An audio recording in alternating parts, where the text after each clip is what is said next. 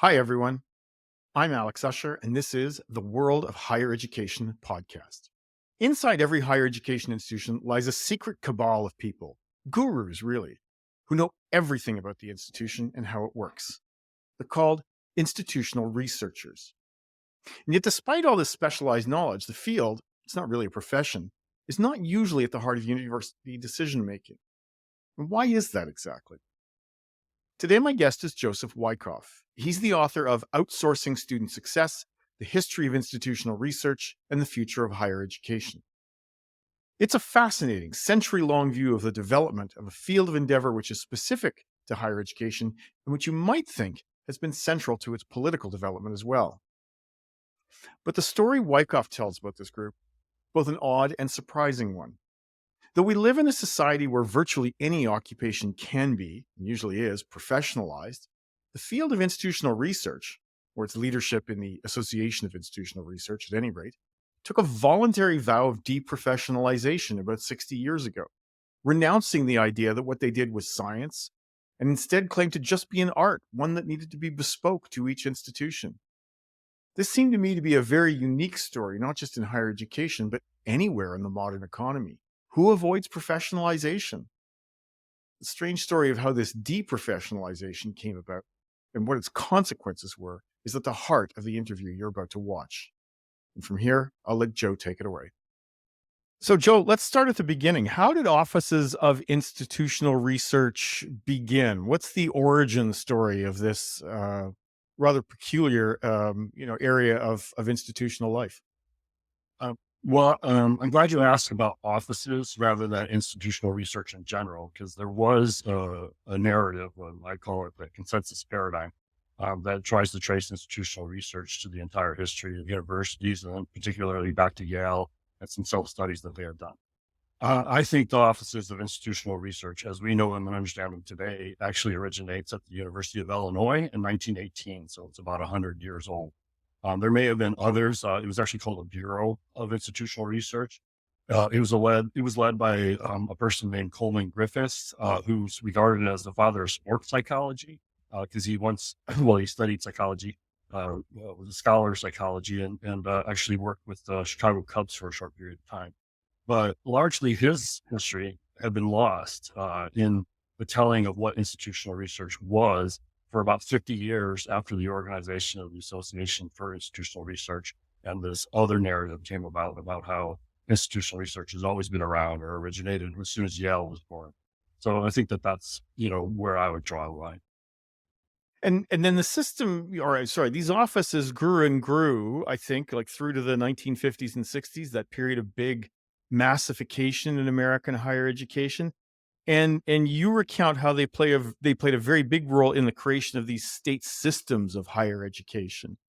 Um, and it seemed at that point like this institutional research offices might become quite central to the management of universities. Is that about right? When was the high point of institutional research as a discipline? I think it never really became a discipline, but the height actually, like through the 30s, I think there are some references to maybe there were about a dozen, maybe 2 dozen offices of institutional research. Coleman Griffith, he started the Bureau at the University of Illinois in 1918 or was associated with this formation. He first published about it in the mid 1930s. And then due to the Depression, due to the war, there wasn't a lot of momentum for more institutional research offices until after World War II and then the period of massification, as you refer to it. There was another publication of the University of Minnesota by a scholar, I think, named Ruth Eckert, and she should be regarded as the mother of institutional research. And that really kind of spurred interest once again in what these offices could be doing at the institutional level. And from there, I would say from there, the work of institutional research offices really started to steamroll. And I think it was really integral to what happened in California, in the California system. Before there was a 1960 master plan, there was a series of studies and research projects that were going on that were led by individuals from the University of Minnesota and others who had been really integral to building institutional research at a state level, who participated and contributed to and really kind of set the parameters for what would become the master plan. And so in my estimation, that really is a significant, step forward for institutional research. So after that, I mean, in your telling, one of the things that seems pretty clear is that as the '60s wore on, institutional research, pardon me, came to be viewed with a certain amount of suspicion by the faculty. IR is sort of the high modernist version of institutional management, right? You can manage everything through figures, and I think the impression I get is that faculty became very suspicious of this because this was an alternative source of authority about what higher education was supposed to be or what it could be and what it was supposed to look like in a manager. And so they start to become suspicious of IR. How do IR offices react to that? So that's difficult for me to actually speak to because I didn't go and do research on individual IR offices during the period. What I on is the literature about institutional research offices. So it's hard for me to ever draw a line or conclusion about institutional researchers. There is some acquiescence, obviously, but there's also a level of ignorance. These offices are just coming into existence at the time, and the people who are going into these offices don't even really know the history of it. And then one of the major themes that occurs in the backlash to it all, to institutional research, is that the predominant the consensus paradigm, this is what I keep calling it, it's kind of redundant, but the consensus paradigm, says that institutional research is not a profession, that institutional researchers don't need a discipline. Institutional researchers learn what they do on the job. And so there's this real effort by a small group of people who position institutional research, as a threat to the institution. And I see this to today. There are individuals who are very knowledgeable about what makes a science, but they deploy what their understanding of science in order to undermine or discourage people from thinking of institutional research as potentially science. So institutional research exists from a later chapter in this pre-paradigm state and never actually, further develops in that regard. Now, just so it's clear, I don't say it's only faculty. There are administrators as well who are not interested in having, institutional research become any kind of authoritative voice about what goes on in higher learning. Well, that's my next question because I think what strikes me is labor and management never agree on anything in higher education, and yet they both seem to have agreed that they didn't want the IR offices to become a source of authority about how higher education works. So why wasn't management more keen on having this piece of high modernist uh, intellectual machinery to help them run places? You know what? That's probably the one question that I struggle with the most because it was really these offices of institutional research were organized under presidents. Presidents wanted these offices and had initiated their existence essentially. So then, at the height of the activity and the capabilities of institutional research, there's this recoil from like actually pursuing it longer. I think part of it is that institutional research was once regarded as self-study.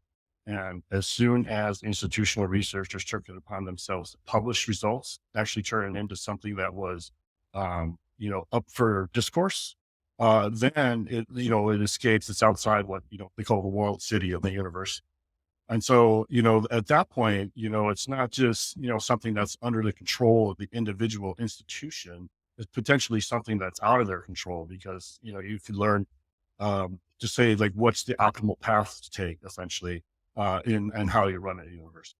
And so what the faculty, typically faculty who are writing, and I mean scholars of higher education, those individual scholars of higher education who actually are trained in other fields, what they're actually arguing is that institutional research represents a threat to the entire institution. And so what they actually do is kind of marshal this, sort of reconciliation that you're talking about between administration and faculty, and to say that institutional research is actually an instrument of the state and of state control. And so there's several different authors who kind of like lay this out in a way that kind of suggests that institutional research is a foreign agent operating inside of higher education. So a threat to autonomy more than anything else. Well, autonomy, I know, is like something that you've addressed in your podcast, and autonomy is something that I address more fully. And I have two work actually on this stuff. Autonomy, I mean, it doesn't really even exist until after the 1950s. So it's actually a post hoc explanation for why universities need protected from the state and all these external agencies essentially outside the walled city of the university. So, I mean, institutional autonomy is part of what I regard as sort of like a unacknowledged, um, litmus test for being regarded as a scholar of higher education. And that litmus test is: do you regard every institution as unique? No one defines unique. No one can measure unique. It's like entirely just sort of something that's thrown out there that's intended to stop the idea that we can even think about institutions and their commonalities, that we can do a scientific study, that we can regard them as having any kind of nomothetic, I think one of the writers said, or law-like kind of aspects to them. There's no point to even trying to create a system. And there's no even point to trying to manage one institution, essentially, because every institution is unique. And then beneath the uniqueness of the institution, another thing that really is kind of at work and why the faculty are really concerned is that academic freedom is also in every discipline, every department is unique. So once you continue on with this concept or this sort of proliferation of uniqueness at every level of the institution, then there's actually no reason to go into studying it. And most of the scholarship, I mean, people wouldn't have actually read the scholarship from 50 years ago. You'd be surprised at how often these authors are actually being anti-intellectuals and trying to discourage thinking about higher education. They just want it to stop. They want it to, just kind of come to a standstill. And again, institutional researchers exist in a pre-paradigm state, because this is the consensus paradigm. Okay, so in your telling, basically, I mean, the impression I get is that IR profession. I know professionals is a weird word because they eschew professionalism, but practitioners really they do self abasement. They try to bargain with faculty, and I guess to some extent with management. We'll pretend we're not a science, and you help us get our data to do our reporting and our the kind of stuff that we need for rankings and accreditors and those kinds of things. Um, is that a fair description of the bargain that IR people kind of made with themselves? And if so, did it work? Did they at least get the bargain they thought they were getting? Yeah. So again, I mean, it's hard to speak for institutional researchers as, a group of, like you say, professionals or even practitioners, because, they're individuals who are, basically having to adapt to situations Mhm. of a multiple institution. Because of the way this, understanding of institutional research came about, the argument is that an institutional researcher needs to spend up to 20 years at an institution before they actually become effective at what they do. So they only know one institution. And what does that mean? They have to ingratiate themselves with that institution. They have to do everything they possibly can to be there for 20 years. And in this moment in time, I'm not a member of the Association for Institutional Research. I don't believe it represents, my professional interest. I don't actually work full time as an institutional researcher. I take interim roles. And I go around the country for maybe, each year, try to get one post, stay there for about 6 months. And I see the same things over and over and over again. And these individuals who give up 20 years of their life to one institution under this, bargain that you mentioned, they're not ever highly respected. It's like at the very end of their lives, they can retire and there's no party thrown for them. And again, when institutional researchers were reaching out to each other and publishing for the first time, they were behaving as scholars. They were doing scholarship and they were leading the way and making themselves into a scientific community. But it was thwarted. It was just cut off. And it all begins in 1965 with the formation of the Association for Institutional Research. Hmm. Well, okay, so let's talk about the Association for Institutional Research. I mean, I, one of the things that struck me as I was reading it was, and I guess I just never thought very much about it before. I said, "Boy, it is interesting how different the conversations are at AIR versus, say, the Association for the Study of Higher Education, right?" And we have similar in Canada. We've got SERPA and the CSSHE, and in Europe they've got European Association of Institutional Research and the Conference for Higher Education Researchers chair. So there is that divide everywhere between practitioners, the people who actually get the data on higher education and who know their institutions, and the so-called scholars of higher education. Do you think that split's necessary? Um, and who loses more from this divide? So I can't speak to what goes on outside of the United States. In my understanding and telling, I believe these offices originate in the United States, Yep. and the United States provides an example to others around the world. But the whole entire narrative about why American higher education is what it is driven by this contest in the United States between scholars and institutional researchers.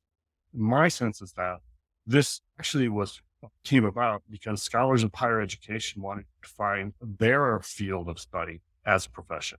They wanted themselves to be regarded as scholars. They had to demonstrate that they were scholars. They had to do something about it. And one of the ways in which they did it was to cut off institutional research as an area of study. Who does that hurt? It hurts college. I mean, obviously it's beneficial to the scholars of higher education, but and it's detrimental to the institutional researchers in this country. But really, the most important thing is there's policymakers, uh, institutional leaders, et cetera, just don't have good information about why colleges work, how colleges work. And one of the areas where I think, there could, in theory, be some pretty easy wins, and maybe we saw it through the work of George Koo and Nessie, is the ability to do, interinstitutional comparisons. And I think, the impression I get from your book is that, in that rush to say, oh, you need 20 years at one institution to do anything, as you say, people become very focused on their own institution and not that interested in doing good comparative work, right? Like I think and this is not just the United States. This is in many places. There's not as IR offices do not do as much good comparative work as they could. Was that necessary? I mean, was that de-emphasis of comparative work a necessary corollary of the Well, of the path that the field took? I'd say, first of all, comparative work is obviously one of the threats for, having any kind of external like agency able to look at what institutions do. But I think that it's wrong. It would be wrong to say that it doesn't occur because there's all sorts of voluntary, interinstitutional sort of comparisons still. There's these, sort of compliant ones where you have to submit your data to the U.S. News and World Report so they can make a few bucks off of all of it. I mean, iPads demands that,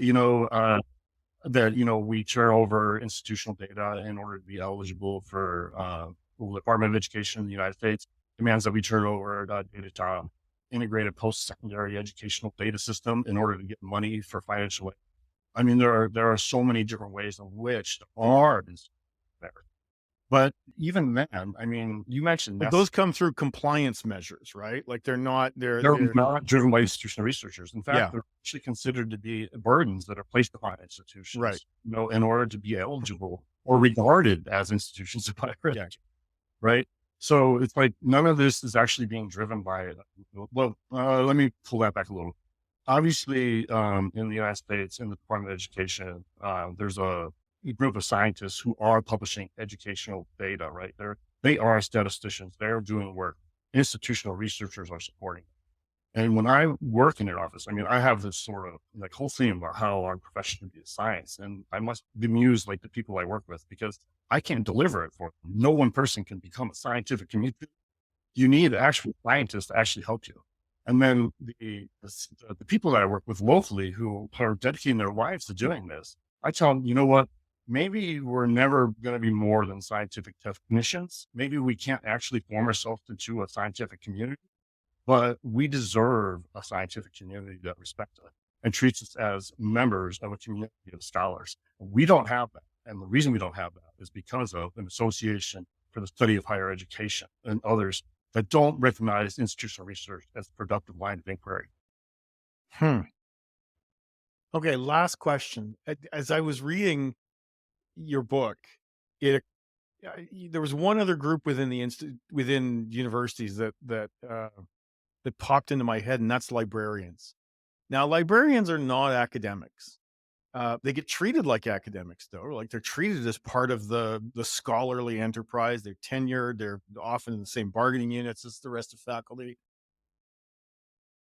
Institutional research could have done that, right? Like, I mean, you could imagine a world where people sort of said, actually, institutional research is such an important part. Understanding what we're doing is so important, and this is this is a science, and there are it has a scholarly community or a para-scholarly community.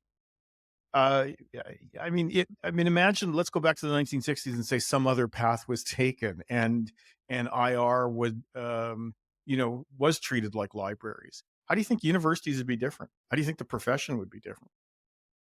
Well, I think honestly that'd be transformative. And I don't want to say that there wasn't ever like another option or opportunity. History isn't determined. You don't just like go on a straight line. There were people who actually really laid out, as I lay out in the first few chapters of my book, what institutional research as a science could actually be or become. And there were advocates for, maybe not for tenure, but for the recognition of institutional research as a fruitful inquiry, fruitful scientific, endeavor. So I think that exists essentially. But again, it's like I keep coming back to over and over again how any kind of like effort to like even posit that gets, suppressed. And I just want to be clear about something. I'm self-published, so anyone who's reading my work, if you see grammatical errors, I apologize for that.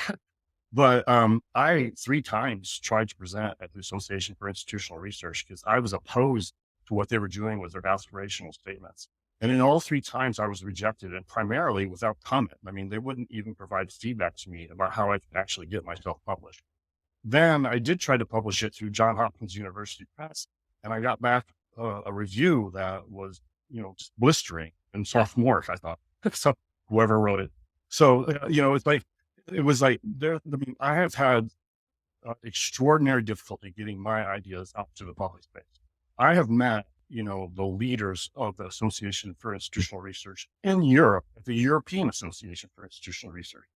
Not once have I been asked to talk about my work. Not once have I been asked to contribute to their professional journals.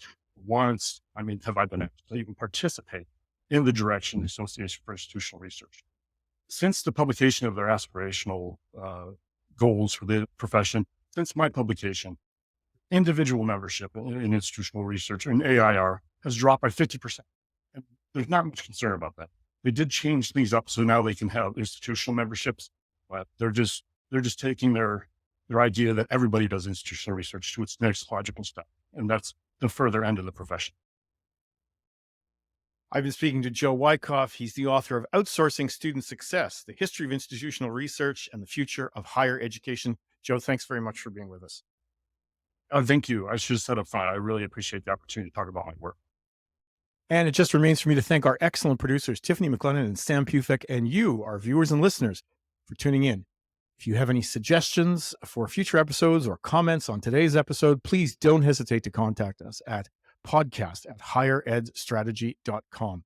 Join us next week when our guest will be Sharawet Sarman. She's an assistant professor of law at the University of Dhaka, and she'll be joining us to talk about Bangladesh, its student movement, its graduate labor market, and the summer riots that ousted a prime minister. Bye for now.